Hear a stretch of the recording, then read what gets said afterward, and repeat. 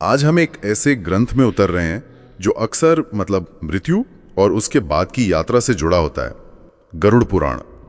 हमारे पास इसके चौथे अध्याय का एक हिस्सा है जहां पक्षीराज गरुड़ और भगवान विष्णु के बीच एक सीधी बातचीत होती है जी। और ये बातचीत किसी कहानी या स्तुति के बारे में नहीं है, ये सीधे कर्म, पाप और उनके अंजाम के बारे में है। हम ये समझने की कोशिश करेंगे कि इस ग्रंथ के हिसाब से कौन से काम महापाप माने जाते हैं और उनके नतीजे कितने भयानक हो सकते हैं। चलिए इस संवाद की गहराइयों को टटोलते हैं। बिल्कुल। और ये सिर्फ, जैसा आपने कहा, डराने वाली कहानियों का संग्रह नहीं है। इसे एक तरह का नैतिक और आध्यात्मिक रोड मैप समझा जा सकता है। गरुड़ के सवाल बहुत सीधे हैं। वो कोई भूमिका नहीं बांधते, वो सीधे पूछते हैं कौन से पाप इंसान को सबसे बुरे रास्ते पर ले जाते हैं, और यहीं से ये पूरा संवाद खुलता है। तो गरुड़ कोई लाग लपेट नहीं करते, सीधे मुद्दे पर आते हैं। उनके सवाल क्या थे? वो 3 बहुत ही सटीक सवाल पूछते हैं। पहला, वो कौन से महापाप हैं जिनकी वजह से इंसान को यमलोक के सबसे भयानक दक्षिण मार्ग पर जाना पड़ता है। अच्छा। दूसरा, ऐसे कौन से घोर अधर्म है जो उसे वैतरणी नदी में धकेल देते हैं। और तीसरा, किन पापों का फल उसे अलग अलग नरकों में भुगतना पड़ता है। ये 3 सवाल ही एक तरह से पूरी बातचीत का ढांचा तय करते हैं। और भगवान विष्णु का जवाब, क्या वो सीधे पापों की लिस्ट गिनाना शुरू कर देते हैं? नहीं, ये दिलचस्प है। वो सीधे लिस्ट पर नहीं आते। पहले वो एक बड़ी तस्वीर दिखाते हैं, एक तरह का ओवरव्यू देते हैं कि पापी आत्माओं का होता क्या है। अच्छा, तो वो क्या कहते हैं? वो कहते हैं कि जो लोग हमेशा गलत कामों में डूबे रहते हैं और अच्छे कामों से बचते हैं, वो एक लूप में फंस जाते हैं। एक नरक से दूसरे नरक, एक दुख से दूसरे दुख, एक डर से दूसरे डर में। मतलब एक कभी ना खत्म होने वाला चक्र। हाँ बिल्कुल, एक कभी ना खत्म होने वाला चक्र। मतलब सजा सिर्फ एक बार की नहीं है, बल्कि एक दुष्चक्र है। और वो दक्षिण मार्ग जिसका जिक्र गरुड़ ने किया, वो कैसा है? नाम सुनने में ही कुछ अच्छा ही लग रहा। स्रोत में इसका जो वर्णन है वो वाकई रोंगटे खड़े करने वाला है। इसे सिर्फ एक रास्ता नहीं बताया गया है, बल्कि रास्ते को ही एक सजा के तौर पर दिखाया गया है। रास्ते को ही सजा? ये कैसे? घना अंधेरा, जहरीले कांटे, आग की लपटें और बेहद डरावना माहौल। और इस भयानक रास्ते के बीचों बीच बहती है वैतरणी नदी, जो शायद इस पूरी यात्रा का सबसे खौफनाक पड़ाव है। वैतरणी नदी? इसका नाम तो कई बार सुना है, लेकिन ये है क्या? एक मिनट, तो ये सिर्फ एक रास्ता नहीं, रास्ते में ही एक और सजा है। ये तो कमाल का कॉन्सेप्ट है। बिल्कुल। वैतरणी को पापियों के लिए एक ऐसी नदी बताया गया है जिसे पार करना लगभग नामुमकिन है। और इसका वर्णन इतना विभत्स है कि उसके पीछे का मकसद साफ समझ आता है, सुनने वाले के मन पर एक गहरी छाप छोड़ना। कैसा वर्णन है? ग्रंथ कहता है कि यह नदी पानी की नहीं है। पानी की नहीं है तो फिर? ये खून, मवाद, मल मूत्र, हड्डियां, मांस और बालों से भरी हुई है। बाप रे, सोचकर ही घिन आती है। और सिर्फ इतना ही नहीं, इसमें जहरीले सांप, मगरमच्छ और ऐसे कीड़े मकोड़े हैं जो इसमें गिरने वालों के शरीर को नोचते रहते हैं। ये वर्णन इतना ज्यादा ग्राफिक क्यों है? क्या इसका मकसद सिर्फ डराना है या इसका कोई गहरा मनोवैज्ञानिक मतलब भी है, जैसे कि इंसान अपने ही कर्मों की गंदगी में डूब रहा है? बहुत अच्छा सवाल है, और मुझे लगता है दोनों ही बातें हो सकती हैं। एक स्तर पर इसका उद्देश्य समाज में एक नैतिक डर पैदा करना है ताकि लोग पाप करने से बचें। लेकिन दूसरे गहरे स्तर पर यह एक प्रतीक भी है। ये दिखाता है कि आपके कर्मों से जो गंदगी पैदा होती है, आपको उसी में गोते लगाने पड़ते हैं। आप उससे भाग नहीं सकते। और जो इसमें गिरते हैं उनका क्या होता है? उनका अंजाम, उन्हें छुटकारा भी नहीं मिलता। वो अनंत काल तक उसी में डूबते उतराते रहते हैं, जलते हैं, कटते हैं और अकल्पनीय यातनाएं सहते हैं। तो अब सवाल उठता है कि कौन हैं वो लोग जो इस भयानक नदी तक पहुंचते हैं? हाँ, अब उन पापों पर आते हैं जो इंसान को यहाँ तक ले आते हैं। हाँ, अब हम उस लिस्ट पर आते हैं। स्रोत में एक बहुत लंबी सूची दी गई है। इसे आसानी से समझने के लिए हम इसे कुछ कैटेगरीज में बांट सकते हैं। ठीक है। पहली कैटेगरी है हत्या और घोर हिंसा।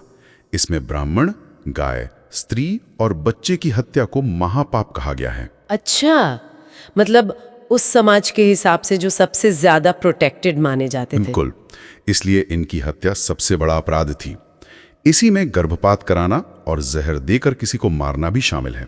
ये वो कर्म हैं जो सीधे सीधे जीवन छीन लेते हैं। ठीक है, ये तो समझ आता है। ये आज के कानून के हिसाब से भी सबसे संगीन जुर्म है। इसके बाद क्या आता है? दूसरी कैटेगरी है चोरी, धोखा और विश्वासघात। इसमें किसी गुरु, देवता या ब्राह्मण का धन हड़पने की बात है। साथ ही स्त्री या बच्चे का धन छीनना भी महापाप है। लेकिन इसमें एक बात बहुत दिलचस्प है। वो क्या? ऋण यानी कर्ज लेकर वापस न करना। कर्ज वापस न करना? हाँ, उसे भी इसी श्रेणी में रखा गया है। इसके अलावा किसी की अमानत या धरोहर को हड़प लेना और विश्वासघात करना, ये सब सामाजिक भरोसे की नींव को तोड़ते हैं। एक मिनट, कर्ज न चुका पाने को हत्या या विश्वासघात जैसे पापों के बराबर रखना?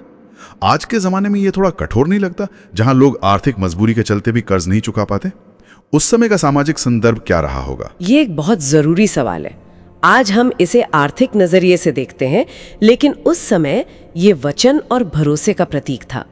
समाज में लेन देन और व्यापार भरोसे पर चलता था, तो कर्ज लेकर मुकर जाना सिर्फ एक आर्थिक धोखाधड़ी नहीं, बल्कि सामाजिक समझौते को, एक सोशल कॉन्ट्रैक्ट को तोड़ना माना जाता था। अच्छा, इसलिए इसे इतना गंभीर पाप गिना गया, क्योंकि ये पूरे समाज के ताने बाने को कमजोर करता था। अच्छा, तो ये सिर्फ पैसे की बात नहीं थी, बल्कि सामाजिक विश्वास की थी।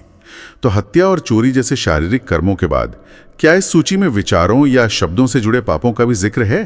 क्योंकि अक्सर लोग सोचते हैं कि सिर्फ हाथों से किया गया काम ही पाप होता है। बिल्कुल है, और तीसरी कैटेगरी इसी पर है, ज्ञान और धर्म का अपमान। ज्ञान का अपमान? हाँ, इसमें वेदों, पुराणों और दूसरे शास्त्रों की निंदा करना या उन्हें झूठा बताना शामिल है। ये सिर्फ किताबों का अपमान नहीं, बल्कि ज्ञान की पूरी परंपरा का तिरस्कार है। इसी में तीर्थों, संतों, गुरुओं और देवताओं की निंदा करना भी आता है। मतलब जो कुछ भी समाज में पवित्र और आदरणीय माना जाता है, उसका शब्दों से अपमान करना भी एक बड़ा पाप है। बिल्कुल। तो ये सिर्फ एक्शन नहीं, बल्कि एटीट्यूड की भी बात है। ये कैटेगरी काफी गहरी है। इसके बाद चौथी कैटेगरी सामाजिक और नैतिक पापों की है। ये बहुत दिलचस्प है। अच्छा, इसमें दूसरों में सिर्फ कमियां ढूंढना और फिर उनकी निंदा करके उसे फैलाना शामिल है। और इसका उल्टा भी एक पाप है, गुणवान लोगों की तारीफ ना करना और उनसे जलना। वाह, मतलब अच्छा ना करना भी पाप है और अच्छे की सराहना ना करना भी पाप है। ये तो सिर्फ डोंट्स की लिस्ट नहीं, बल्कि डूल्स की भी एक तरह से हिदायत है। एकदम सही। ये सिर्फ एक धार्मिक नियम नहीं है, ये एक गहरी मनोवैज्ञानिक समझ दिखाता है। आज के समय में हम इसे रिजेंटमेंट या टॉल पॉपी सिंड्रोम कह सकते हैं, जहां लोग सफल लोगों को देखकर जलते हैं और उन्हें नीचे खींचने की कोशिश करते हैं। सही बात है। ये दिखाता है कि ये भावना कितनी पुरानी और विनाशकारी मानी गई है।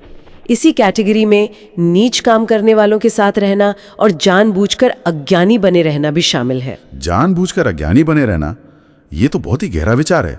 मतलब अगर आपके पास सीखने का मौका है और आप उसे ठुकरा देते हैं, तो वो भी एक पाप है। हाँ, क्योंकि ज्ञान को प्रकाश माना गया है और अज्ञान को अंधकार। तो जानबूझकर अंधकार में रहना आत्मा के विकास को रोकना है, इसलिए ये एक पाप है। ठीक है, अब आते हैं फैमिली और पर्सनल लाइफ से जुड़े गलत कामों पर। ये पांचवी कैटेगरी है ना? हाँ, पांचवी कैटेगरी में परिवार और व्यक्तिगत आचरण की बात होती है। इसमें माता पिता और गुरु का अपमान करना या किसी भी पूज्य व्यक्ति का तिरस्कार करना शामिल है। और एक बहुत ही महत्वपूर्ण पाप बताया गया है, किसी पतिव्रता और गुणी स्त्री को बिना किसी ठोस वजह के सिर्फ द्वेष या जलन के कारण त्याग देना। और परस्त्री गमन तो एक महापाप है ही। और इस लिस्ट की आखिरी कैटेगरी क्या है? छठी और आखिरी कैटेगरी बेईमानी और छल कपट से जुड़ी है। जैसे झूठी गवाही देना, जिससे न्याय की प्रक्रिया ही भ्रष्ट हो जाती है। नापतोल में हेराफेरी करना, जो व्यापार की ईमानदारी को खत्म करता है। अच्छा। दान देने का वादा करके उससे मुकर जाना, ये भी एक तरह का विश्वासघात है। और सबसे बड़ी बात, यज्ञ या मंदिर जैसी पवित्र जगहों पर चोरी या छल करना, जहां इंसान से सबसे ज्यादा पवित्रता और ईमानदारी की उम्मीद की जाती है। इस पूरी लिस्ट को देखें तो एक पैटर्न समझ आता है। इसमें सिर्फ बड़े बड़े अपराध नहीं है, बल्कि छोटी छोटी नैतिक और सामाजिक गलतियां भी हैं, जिन्हें महापाप का दर्जा दिया गया है। जैसे किसी की तारीफ ना करना। यह दिखाता है कि यह सिर्फ कानून की किताब नहीं, बल्कि एक चरित्र निर्माण की गाइड बुक की तरह है। बिल्कुल, ये एक समग्र दृष्टिकोण है। ये सिर्फ ये नहीं कहता कि बुरा मत करो, ये भी कहता है कि अच्छा करने और अच्छा सोचने से मुंह मत मोड़ो। इसमें आपके कर्म, आपकी वाणी और आपके विचार तीनों की पड़ताल होती है। सही। व्यक्ति की नीयत और उसकी आंतरिक प्रवृत्ति जैसे ईर्ष्या या अज्ञान के प्रति लगाव को भी बाहरी कर्मों जितना ही गंभीर माना गया है। इतनी भयानक सजाओं और पापों की इतनी लंबी लिस्ट के बाद जाहिर है मन में सवाल उठता है, क्या इससे बचने का कोई रास्ता भी है, या ये सिर्फ एक डरावना वर्णन है जिसका कोई हल नहीं बताया गया? हाँ, और ये बहुत जरूरी है। ग्रंथ सिर्फ समस्या बताकर नहीं छोड़ता, समाधान भी देता है। अध्याय के आखिर में इन सब से बचने का उपाय भी बताया गया है। जो इन पापों और उनके भयानक नतीजों से बचना चाहते हैं, उन्हें कुछ सकारात्मक गुणों और कर्मों को अपनी जिंदगी में अपनाना होगा। और वो क्या है? क्या वो भी एक लंबी लिस्ट है? लिस्ट है, पर बहुत सीधी और सरल है। इसमें विष्णु भक्ति, सत्य बोलना, अहिंसा, दान करना, तप, आचरण में शुद्धता, गुरु भक्ति और सत्संग शामिल हैं। अगर आप ध्यान दें तो ये सारे गुण उन पापों के ठीक उल्टे हैं जिनकी हमने बात की। सही बात है। जहां पाप में हिंसा, झूठ, अशुद्धता और गुरु का अपमान था, वहीं बचाव के रास्ते में अहिंसा, सच, पवित्रता और गुरु भक्ति है। सत्संग यानी अच्छी संगत आपको अज्ञान और बुरे लोगों से दूर ले जाती है। तो ये एक बहुत ही साफ रास्ता दिखाता है। तो एक तरफ पाप और उनका अंधकार में परिणाम है, और दूसरी तरफ पुण्य और उसका प्रकाशमय मार्ग। चुनाव इंसान के हाथ में है। तो आज की इस बातचीत से ये साफ है कि गरुड़ पुराण में कर्म और उसके फल का एक बहुत ही स्ट्रक्चर्ड और कठोर ढांचा पेश किया गया है। यहाँ कोई ग्रे एरिया नहीं है। हर काम का एक नतीजा है जिसे बहुत विस्तार से और पावरफुल इमेजरी के साथ बताया गया है, ताकि संदेश बिल्कुल साफ पहुंचे। बिल्कुल। और ये विश्लेषण हमें एक आखिरी सवाल पर लाकर छोड़ता है। वो क्या है? इसी स्रोत में हमने देखा कि वेदों और पुराणों जैसे ग्रंथों की निंदा करने को एक महापाप बताया गया है। ये आस्था और आलोचनात्मक सोच यानी क्रिटिकल थिंकिंग के बीच के रिश्ते पर एक बड़ा सवाल खड़ा करता है। सोचने वाली बात है। एक ऐसा ढांचा जो बिना सवाल किए विश्वास की मांग करता है, वो आज के दौर के मूल्यों से कैसे मेल खाता है, जहां सवाल पूछने, विश्लेषण करने और तर्क करने को प्रोत्साहित किया जाता है। क्या आस्था और तर्क हमेशा एक दूसरे के विपरीत ही खड़े रहेंगे? ये सोचने वाली बात है।